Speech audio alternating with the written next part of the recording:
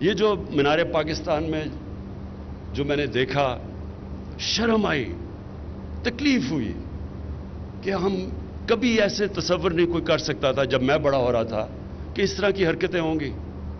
یہاں میں ساری دنیا میں گیا ہوں، جو عورت کی عزت میں نے پاکستان میں بڑے ہوتے ہوئے دیکھا تھا، میں نے دنیا میں ایسی، مسلمان دنیا میں تھی لیکن مغرب میں ایسی عورت کی عزت نہیں جو یہاں ہم کرتے تھے. تو جو ہم یہ دیکھ رہے ہیں تباہی، اس کی ایک بہت بڑی وجہ یہ ہے کہ ہمارے بچوں کو تربیت نہیں کی جا رہی صحیح طرح.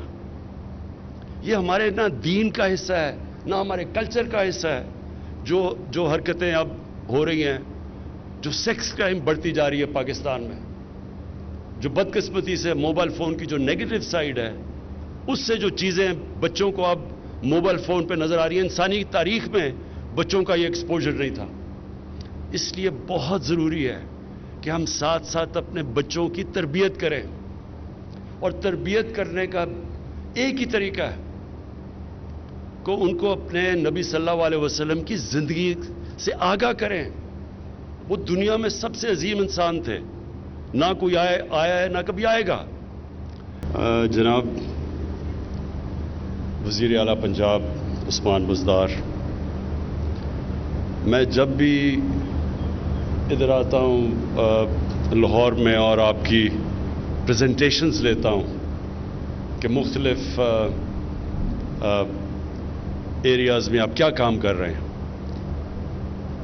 جس طرح آج میں یہاں آیا ہوں اور مراد راس نے یہ مجھے بڑی ڈیٹیلڈ تعلیم کے اوپر پریزنٹیشن کی، تو میں ہمیشہ یہ سوچتا ہوں کہ آپ کی اتنی آپ کام کر رہے ہیں، آپ نے وہ کام کیے ہیں جو کہ پنجاب میں کیا پاکستان میں اور کوئی صوبہ نہیں کر رہا، لیکن کسی کو پتہ ہی نہیں ہے، کسی کو پتہ ہی نہیں چلتا کہ آپ کیا کر رہے ہیں. لوگ کہتے ہیں جی پنجاب تباہ ہو گیا، پنجاب میں بربادی آ گئی، اور وہ اس کی وجہ یہ کہ اچھے کاموں میں آپ اپنا نام سامنے لانا ہی نہیں چاہتے. آپ چپ کر کے کام کرتے رہتے ہیں اور لوگ تنقید کرتے ہیں، یہ ہے وہ ہے وہ ہے. آپ کو یعنی پچھلی جو حکومت تھی وہ اتنا سا کام کرتی تھی، اتنی پروجیکشن تھی. آپ اتنا کام کرتے ہیں، آپ کی اتنی سی پروجیکشن ہے. سو دیکھیں، یہ جو آپ نے آج مراد یہ پریزنٹیشن دی، آپ کو پوری طرح علم نہیں کہ یہ اس میں کتنے بڑے کام کیے آپ نے. وہ اس لیے کہ ہمارے ملک میں بدقسمتی سے تعلیم کے اوپر زور کسی نے دیا ہی نہیں، تعلیم پرائرٹی نہیں تھی. اور پھر جو ہماری جس طرح کی ڈیموکریسی رہی ہے، اس میں یہ ہوتا ہے کہ اب 5 سال کے بعد الیکشن ہے، اور جو پچھلا دور تھا یعنی کہ 88 سے لے کے 99 تک، تو وہاں تو صرف 2.5 سال گورنمنٹ چلتی تھی. تو جب جو بھی پاور میں آتا تھا وہ یہ سوچتا تھا کہ میں وہ کام کروں، اگر میں نے میٹرو بنانی ہے تو 5 سال تک کمپلیٹ ہو تاکہ میں اس کے اشتہار دے کے اور اگلی الیکشن جیت جاؤں. نہ اس ملک میں ڈیمز بنی. آج یہ آپ سوچیں کہ ہمیں سستی اور صاف بجلی مل سکتی تھی پاکستان میں اگر ہم صرف ڈیمز بنا دیتے، پانی کے اوپر بجلی بنا دیتے، جو کہ بنائی گئی. جو افسوس سے مجھے کہنا پڑتا ہے کہ اس ملک میں ڈیموکریٹس نے نہیں کیا، ملٹری ڈکٹیٹر نے جو 2 بڑی ڈیمز بنائیں، اور اس سے کتنی دیر تک پاکستان کو فائدہ ہوا، ہماری انڈسٹری کو، لوگوں کو سستی بجلی ملی ہمیں. لیکن اس کے بعد کسی نے سوچا نہیں کہ آگے کا فیوچر جنریشنز کا کیا بنے گا، اور ہم نے سب سے مہنگی بجلی اور وہ بھی امپورٹڈ فیول کے اوپر بنا لی، کیونکہ کوئی دور کی سوچ نہیں تھی. شارٹ ٹرم تھنکنگ تھی، الیکشن آئے گا، یہ چیز کو میں بیچوں گا اور الیکشن جیت جاؤں گا. تو نہ ہم نے اپنے ملک میں آنے والی جنریشنز کے لیے سوچا کہ یہاں ملک میں ہم تباہ کر رہے ہیں اپنے جنگلات، جو انگریز بھی چھوڑ کے گئے تھے، جنگل چھانگا مانگا اور یہ، ان کو بھی ہم نے تباہ کر دیا. اور پورے ہمارے بڑے جنگلات، ان کی ایسی تباہی کی کہ اس کے آنے والی جنریشنز پہ اگر اب ہم یہ نہ کریں جو 10 ارب درخت اگا رہے ہیں تو ہم ان کا مستقبل متاثر کر رہے ہیں، اور اس لیے کہ شارٹ ٹرم تھنکنگ تھی. تو آج جو آپ نے کئی چیزیں ان میں سے کی، اس میں سب سے پہلے تو میں جو ایک نصاب، ایک کریکولم، دیکھیں یہ پاکستان میں کیوں نہیں کیا گیا؟ دیکھیں جب انگریز کا جو ہم نے نظام انہیرٹ کیا وہ کیا تھا؟ وہ تھوڑے سے لوگوں کو انگلش میڈیم ایجوکیشن تھی، جس طرح ہم ایچ ایس این کالج میں جاتے تھے اور پھر لارنس کالج، اور تھوڑے سے انگلش میڈیم کے اسکول تھے. لیکن یہ انگریز نے بنائے کیوں تھے؟ اگر آپ لارڈ میکالے کی وہ سٹیٹمنٹ، میرے خیال میں آج سے 150 سال پہلے جو اس نے کہا تھا، جس نے یہ تعلیم کا نظام لے کے آیا تھا، وہ کہتا تھا کہ ہم ایک کلاس بنانا چاہتے ہیں ہندوستان میں، ایک وہ کلاس جو اس کا رنگ تو وہ ہو تو ہندوستانی، لیکن وہ ہماری طرح سوچے، اس کے سارے ایٹیٹیوڈ ہمارے ہوں، اور اس کے ذریعے ہم اتنے بڑے صغیر کے اوپر حکومت کریں. تو وہ جن کو براؤن صاحب کہتے ہیں، وہ بنائے انہوں نے ایک خاص تعلیمی نظام سے. ہم جب ایچ ایس این کالج سے نکلے تو جب میں انگلینڈ گیا ایچ ایس این کالج کے بعد، تو مجھے ایسے لگا کہ مجھے ایک انگلش پبلک اسکول بوائے بنایا گیا ہے، پاکستانی نہیں بنایا گیا. میرے اپنے کلچر سے بھی دور کیا گیا اس تعلیم کے نظام نے، میرے دین سے بھی دور کیا گیا. اور یہ صرف یہاں ہی نہیں تھا، جدھر جدھر انگریز نے حکومت کی، سنگاپور کے اندر انہوں نے چائنیز بھی میڈیم اور انگلش میڈیم کر دیا. جدھر بھی وہ گئے انہوں نے ایک انگلش میڈیم چھوٹی سی کلاس کے لیے، باقی دوسروں کے لیے، عوام کے لیے. اب اصولاً تو جب ہم آزاد ہوئے تھے تو ہمیں سب سے پہلے اپنا تعلیم کا نظام ٹھیک کرنا چاہیے تھا. ہمیں ایک سنتھسائز، ایک ہی سلیبس لانا چاہیے تھا، ایک ہی کریکولم، تاکہ ایک قوم بنتی. اس کے بجائے تین طرف نکل گئے. ایک طرف دینی مدرسے چلے گئے، ایک طرف اردو میڈیم، اور چھوٹی سی کلاس کے لیے انگلش میڈیم. اور انگلش میڈیم بھی اس طرح تعلیم ایوالو ہوئی کہ وہ تعلیم کے اوپر کم زور تھا، دیسی ولایتی بنانے کا زیادہ زور تھا. طور طریقے سارے وہ لے لیے، ایٹیٹیوڈز وہ لے لی، ذہنی غلامی لے لی دوسرے کلچر کی. اور جو دیکھیں ایک جو ملک یا ایک انسان جو چیز بکتی ہے دنیا میں، وہ ہوتی ہے اوریجنل تھاٹ. جب آپ کسی اور کلچر کی ذہنی غلام بن جاتے ہیں تو آپ اچھے غلام بن سکتے ہیں، آپ بڑا کام نہیں کر سکتے. غلام صرف اچھا غلام بن سکتا ہے. جو ہونا چاہیے تھا ہمیں، کہ ہمیں جو بھی تعلیم میں اگر آگے نکل گیا، ہمارے سے مغرب کہاں سے پہنچ گیا تعلیم میں، تو ہمیں ایک اسٹوڈنٹ پروفیسر کی ریلیشن شپ رکھنی چاہیے تھی. ہمارا تعلق ہونا چاہیے تھا ایک اسٹوڈنٹ اور پروفیسر کا، کیونکہ اسٹوڈنٹ پروفیسر سے آگے نکل جاتا ہے، غلام ہی رہتا ہے، اچھا غلام بن جاتا ہے. اور یہ جو ذہنی غلامی تھی، یہ ہمیں اس انگلش میڈیم ایجوکیشن نے لے کے آیا. اور آج بھی لوگ کہتے ہیں جی، جب یہ آپ کہتے ہیں نا ایک کریکولم، تو وہ کہتے ہیں جی دیکھیں یہ تو پیچھے لے کے جا رہے ہیں. کیا چائنا کے اندر کتنے کریکولم ہیں؟ کوئی ملک جاپان میں کتنے ہیں؟ فرانس میں کتنے ہیں؟ جو بھی ملک آج اوپر جا رہے ہیں وہ ایک نیشن بناتے ہیں ایک کریکولم میں. اور یہ کیوں نہیں ہوا؟ یہ اس لیے نہیں ہوا کہ اگر عمران خان کے بیٹے انگلش میڈیم پڑھ رہے ہیں، مجھے کیا ضرورت ہے پڑھنے کی، یہ تعلیم کا نظام چینج کرنے کے لیے؟ کیونکہ میرے بچے تو پریویلیجڈ ہوں گے، اچھی نوکریاں ان کو ملیں گی، ان کا سٹیٹس بن جائے گا سوسائٹی میں، اچھی جگہ شادیاں ہو جائیں گی. تو اس لیے بجائے انگریز کا جو سسٹم چینج کرتے، ہم نے اس کو اور بڑا کر دیا. تھوڑے سے انگلش میڈیم سکول تھے، اور زیادہ بڑے بن گئے. سب سے آسان، آج اگر آپ نے پیسہ بنانا ہے، ایک انگلش میڈیم کا کوئی نام رکھ دیں، آکسفورڈ، کیمبرج وغیرہ، اس کا سکول کر کے اچھا ایک انگلش میڈیم سکول بنا دیں، آرام سے آپ پیسے بنا سکتے ہیں. اور ہماری گورنمنٹ کی کوتاہی یہ تھی کہ ہم نے اپنا گورنمنٹ ایجوکیشن سسٹم کو نہیں ہم نے ڈیولپ کیا. اور اس سے اگر آج ہم دنیا کا ایک وقت پہ تیزی سے آگے جا رہے تھے.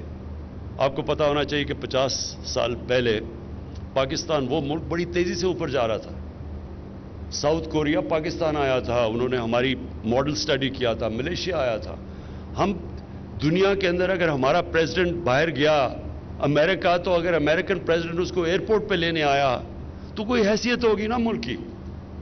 تو وہ آہستہ آہستہ ہمارا ملک نیچے آنا شروع ہوا, اور اس میں بہت بڑی وجہ ہمارا تعلیم کا نظام تھا. ہم نے صرف ایلیٹسٹ سسٹم بنا دیا, تھوڑے سے ایلیٹ کے لیے اچھی تعلیم, اور باقیوں کو جو باقیوں کا سسٹم تھا. یہ بھی میں آپ کو بتا دوں, گورنمنٹ سکولز میں جب ہم بڑے ہو رہے تھے تو بہترین پاکستان کا انٹلیکچوئل گورنمنٹ سکول سے نکلتا تھا. گورنمنٹ سکول میں سٹینڈرڈ اس سے بہت بہتر ہوتی تھی. آہستہ آہستہ گورنمنٹ سکول نیچے جانے شروع ہو گئے. گورنمنٹ سکول کے اچھے ٹیچرز نے پرائیویٹ سکول کھولے یا پرائیویٹ سکولوں میں چلے گئے, تو گورنمنٹ سکول سسٹم نیچے چلا گیا, اور جو چھوٹا سا پرائیویٹ سکول سسٹم تھا وہ آگے تو گیا, لیکن انہوں نے ہمیں ایک دوسرے کلچر کا غلام بنا دیا. تو یہ جو آپ یہ شفقت محمود اور آپ فیڈرل منسٹر, آپ نے جو خاص طور پہ کیا, مراد یہ بہت بڑا ایک چینج ہے. یہ ایک وقت آئے گا کہ لوگ ریئلائز کریں گے یہ ایک ٹرننگ پوائنٹ ہے. یہ اور یہ ایک دم میں ٹھیک نہیں ہوگا, یہ مشکل ہے, یہ آسان نہیں ہے. یہ بھی ذہن میں ڈال لینا کہ آسان نہیں ہے. کہیں گے جی ٹیچرز نہیں ملتے انگریزی کے, کیونکہ سر بجائے یہ کہ تھوڑے سے لوگوں کو انگریزی پڑھائیں, سب کو انگریزی پڑھائیں, تو ساروں کو پڑھائیں. کیونکہ اگر انگریزی سے ہائر ایجوکیشن میں آپ نے سیکھنا ہے تو سب انگریزی پڑھیں, لیکن انگریزی ایک سٹیٹس سمبل نہ بنے. فنکشنز ہوتی ہیں, سارے پاکستانی بیٹھے ہوتے ہیں, فنکشن انگریزی میں ہو رہی ہوتی ہے, کوئی انگریز نہیں ہوتا. میں بھی جب پرائم منسٹر بنا, فنکشن میں دیکھ رہا ہوں انگریزی میں شروع ہو گئی. میں ان سے پوچھا انگریزی میں کیوں بولی جا رہی ہے؟ وہ جی وہ 2 ایمبیسڈر بیٹھے ہوئے ہیں, 2 ایمبیسڈر کے لیے ساری فنکشن انگریزی میں ہو گئی, اور ٹی وی پہ جا رہی ہے, ٹی وی پہ ہمارے عام لوگ دیکھ رہے ہیں. کتنی بڑی توہین ہے ہمارے لوگوں کی جن کو انگریزی آتی نہیں ہے. آپ ایک دوسری زبان میں فنکشن کر رہے ہیں, 80% لوگوں کو انگریزی نہیں آتی, تو ان کو آپ کیا کہہ رہے ہیں؟ کیا آپ کوئی نچلی قوم ہے؟ آپ اپنے لوگوں کے اندر احساس کمتری ڈال رہے ہیں انگریزی میں فنکشن کر کے. کبھی سنا ہے کہ چائنیز بیٹھے ہوں تو وہ 1-2 ایمبیسڈر ہوں تو وہ جا کے انگریزی بولیں؟ کبھی سنا ہے؟ کبھی انگلینڈ میں سنا ہے کہ انگلینڈ میں پارلیمنٹ ہو رہی ہے اور وہ فرینچ میں بولنا شروع ہو جائے؟ یہ کہیں نہیں ہوتا. یہ ہماری پارلیمنٹ کے اندر انگریزی میں تقریر شروع ہو جاتی ہے, سینٹ میں انگریزی میں تقریر. اس لیے نہیں کہ وہ کیونکہ وہ ان کو اردو نہیں آتی, وہ امپریس کرتے ہیں کہ میں پڑھا لکھا ہوں. میں نے عام دیکھا ہوا کئی دفعہ لوگ کھڑے ہوتے ہیں, کسی کو غصہ چڑھ گیا, وہ انگریزی میں بولنا شروع ہو جاتا ہے امپریس کرنے کے لیے لوگوں کو. یہ سٹیٹس سمبل انگریزی نہیں ہونا چاہیے, صرف ایک ہائر ایجوکیشن کے لیے زبان ہونی چاہیے. اور یہ جو آپ نے شروعات کی ہے کہ سب کو ہم اپنے لوگوں کو ایک کریکولم دیں گے, یہ پاکستان کی تاریخ میں بہت بڑی آپ نے موو کی ہے, جو آنے والے ٹائم میں آہستہ آہستہ آپ کو پتہ چلے گا کہ اس کا کتنا بڑا امپیکٹ پڑے گا ہماری سوسائٹی میں. اور ساروں کو ہم کیوں نہ سب کو موقع دیں انگریزی سیکھنے کا. اور بچے بڑی جلدی زبان سیکھ جاتے ہیں. سوئٹزرلینڈ کے اندر 4 زبانیں بچے بولتے ہیں, عام یورپ میں 2 زبانیں بولتے ہیں. ہم کیوں نہیں بولتے؟ بچے بڑی جلدی سیکھتے ہیں. تو ہم ان کو موقع بھی دیں. بچوں کو ہمیشہ اپنی زبان میں پڑھانا چاہیے, کیونکہ ساری ایجوکیشن کے اندر جتنی بھی ریسرچ ہے وہ ثابت کرتی ہے کہ سب سے تیزی سے بچہ اپنی زبان میں سیکھتا ہے. اور دوسری چیز, اور یہ بھی مجھے بڑی مراد آپ نے ٹیکنالوجی کا جو استعمال کیا, یہ اس سے بڑی چیزیں سالو ہو جاتی ہیں. دیکھیں ٹیکنالوجی ایک اب اس طرح آئی ہے, یہ جو آپ نے ساری چیزیں بتائیں کہ پوسٹنگ ٹرانسفر پہ پیسے چل رہے ہیں اور جتنی بھی یہ مارکنگ کے اوپر بھی, تو ٹیکنالوجی سے ہم اس ملک میں بدقسمتی سے کرپشن نیچے تک پہنچ گئی ہے. لوگ عادی ہو گئے ہیں کرپشن کے, اور اس کا طریقہ ہی اب یہ ٹیکنالوجی ہے.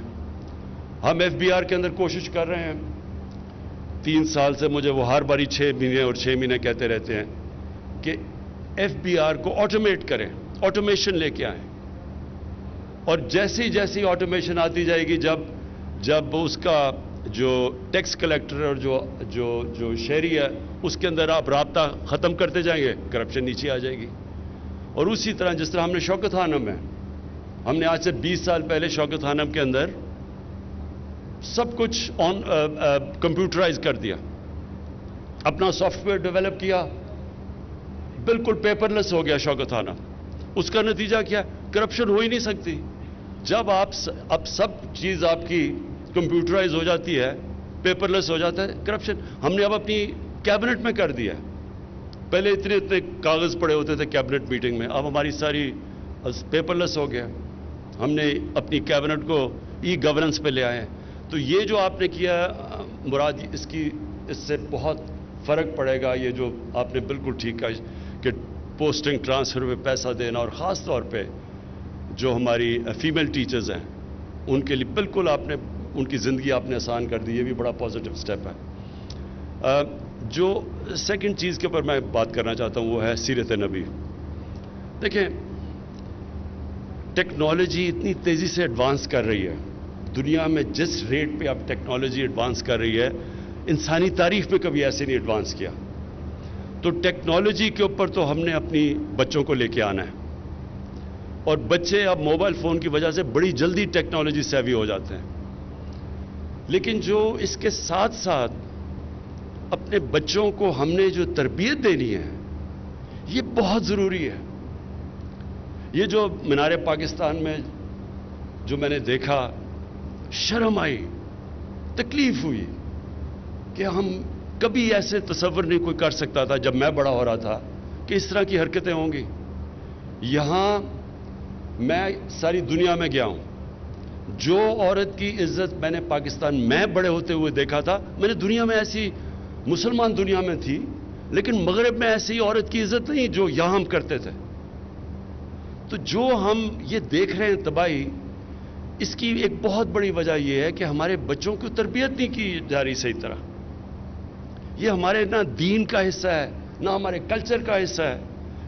جو حرکتیں اب ہو رہی ہیں، جو سیکس کرائم بڑھتی جا رہی ہے پاکستان میں، جو بدقسمتی سے موبائل فون کی جو نیگیٹو سائیڈ ہے، اس سے جو چیزیں بچوں کو اب موبائل فون پہ نظر آ رہی ہیں، انسانی تاریخ میں بچوں کا یہ ایکسپوجر نہیں تھا۔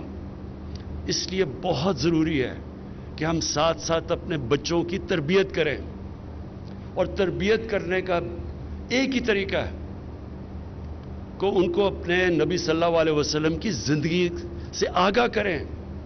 وہ دنیا میں سب سے عظیم انسان تھے، نہ کوئی آیا ہے نہ کبھی آئے گا۔ تو جب آپ ان کو ان کی زندگی سے بچوں کو صحیح معنی میں اسٹوڈنٹس کو بتاتے ہیں کہ وہ ایک عظیم انسان کیسے بنے۔ کوئی دنیا میں جو بھی سکسیسفل لوگ جن کو ہمارے بچے فالو کرتے ہیں، میں عام دیکھتا تھا ایک وقت بل گیٹس یا سٹیو جابز یا اور بڑے نام جو کامیاب، ایک وقت ڈونلڈ ٹرمپ کی کتاب یہ پڑھا کرتے تھے، میں آج سے 30 سال کی پہلے کی بات کر رہا ہوں۔ تو جو کامیاب لوگ ہوتے ہیں ان کو لوگ پڑھتے ہیں کہ ہم ان کی کامیابی کا راز کیا ہے۔ تو دنیا کی تاریخ میں تو کوئی اتنا کامیاب انسان نہیں آیا جتنے نبی صلی اللہ علیہ وسلم تھے، اور اسی لیے قرآن میں حکم دیا گیا کہ ان کی زندگی سے سیکھو، ہماری بہتری کے لیے۔ اللہ تو بے نیاز ہے، وہ جو حکم کرتا ہے قرآن میں وہ ہماری بہتری کے لیے ہے۔ تو ہم جب تک اپنے بچوں کو پوری ان کی زندگی سے آگاہ نہیں کریں گے، کدھر سے وہ کدھر گئے، کیسے انہوں نے دنیا میں تاریخ میں سب سے بڑا انقلاب لے کے آئے، وہ کیا کوالٹیز تھی انہوں میں، وہ صادق اور امین تھے، اور آج تک کوئی بڑا لیڈر بنا ہی نہیں جو صادق اور امین نہ ہو۔ بڑے بڑے پرائم منسٹرز آئے اور بڑے بڑے پولیٹیشنز آئے، لیکن جو اوپر پہنچا جس کی دنیا عزت کرتی ہے، وہ ہمیشہ اس کی بنیاد ان کی کوالٹی صادق اور امین میں رکھی ہوتی ہے۔ قائد اعظم کے مخالف بھی کہتے تھے صادق اور امین ہے۔ نیلسن منڈیلا ہماری زندگی ہمارے دور کا سب سے بڑا لیڈر، سب اس کو کہتے تھے صادق اور امین ہے، اس کے مخالف بھی کہتے تھے۔ کبھی بھی لیڈرشپ اس کے بغیر نہیں ہوتی جو امانت دار نہ ہو اور جو سچا آدمی نہ ہو۔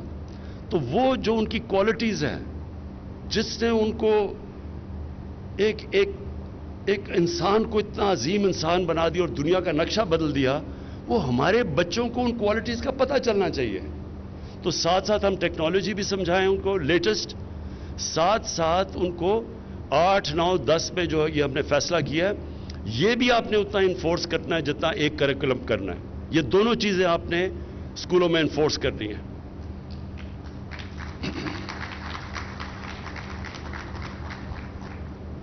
میں آخر میں مراد آپ کو مبارک دیتا ہوں. جو مجھے آپ میں چیز پسند ہے وہ یہ کہ آپ میں اس سبجیکٹ کا جنون ہے. پیشن کے بغیر کوئی انسان بڑا کام بھی نہیں کرتا. اگر کھلاڑی بھی ہے تو ایک میں ٹیلنٹ زیادہ ہے، ایک میں پیشن زیادہ ہے. جس میں پیشن ہے وہ کھلاڑی کو شکست دے دے گا جس پہ ٹیلنٹ زیادہ ہے. جو پیشن ہے اس کی وجہ سے لوگ بڑے کام کرتے ہیں. اور آپ نے، میں نے جو دیکھا آپ میں پیشن اپنی اس منسٹری کے لیے، تو جب ہم پیشن دیکھتے ہیں چیف منسٹر یا پرائم منسٹر تو ہم پھر اس منسٹری کو بیک بھی کرتے ہیں کیونکہ نظر آتا ہے کہ وہ دل سے کام کر رہا ہے. یہ بڑا امپورٹنٹ کام ہے. مراد، اگر آپ نے یہ کامیابی سے اسی طرح اگلے 2 سال آپ کے ہیں، پہلا 2 سال سیکھنے میں لگ جاتا ہے، آپ کے پاس 2 سال اب ہیں. اس میں اگر آپ نے یہ جو چیزیں مجھے آپ نے بتائی ہیں اور یہ جو ٹارگٹ سیٹ کیے ہیں، تو اگر آپ اسی طرح چلتے گئے اور گورنمنٹ سکولز کا سٹینڈرڈ آپ نے اٹھا دیا. دیکھیں گورنمنٹ سکول اس لیے امپورٹنٹ ہے، عام آدمی گورنمنٹ سکولوں میں جاتا ہے. پرائیویٹ سکول سسٹم میں پیسے ہیں تو آپ جاتے ہیں. پرائیویٹ سکول بائی دا وے بڑا زبردست کام کر رہے ہیں، لیکن پیسے ہیں تو پرائیویٹ سکول میں جائے گا. لیکن جو اصل پاکستان کے اندر جو ہمارا ٹیلنٹ بیٹھا ہوا ہے عوام کے اندر، وہ گورنمنٹ سکولز میں آتا ہے. میں آپ کو صرف آخر میں یہ صرف نمل یونیورسٹی کا بتا دوں کہ نمل یونیورسٹی کی افیلیشن تھی بریڈفورڈ یونیورسٹی سے، ڈگریز ملتی تھی بریڈفورڈ یونیورسٹی کی. نمل یونیورسٹیز میں تقریباً 75 سے 80% لوگ اردو میڈیم کے تھے. پہلے ہم ان کو انگریزی پڑھاتے تھے، 6 مہینے انگریزی کا فاؤنڈیشن کورس کرتے تھے. سارے بچے 92% اسکالرشپ پہ تھے، افورڈ نہیں کر سکتے تھے اچھی تعلیم. آپ حیران ہوں گے کہ ادھر سے بچوں میں اتنی ڈرائیو تھی، اتنا جنون تھا پڑھنے کے لیے کہ اردو میڈیم سے پہلے انگریزی سیکھی، پھر بریڈفورڈ کی یونیورسٹی کی ڈگری کی، اور بریڈفورڈ کے اندر 8-9% بچوں کو فرسٹ ڈویژنز ملتی ہیں. یہاں سے نمل میں بریڈفورڈ کی یونیورسٹی 55% بچے فرسٹ ڈویژنز لیتے تھے بریڈفورڈ کی. میننگ کہ ان کے اندر اتنی ڈرائیو تھی، انرجی تھی، ان کے اندر بھوک اتنی زیادہ تھی ایکسل کرنے کے لیے. اس لیے ضروری ہے کہ ہم اپنے گورنمنٹ سکولز میں کوالٹی ایجوکیشن دیں. شکریہ.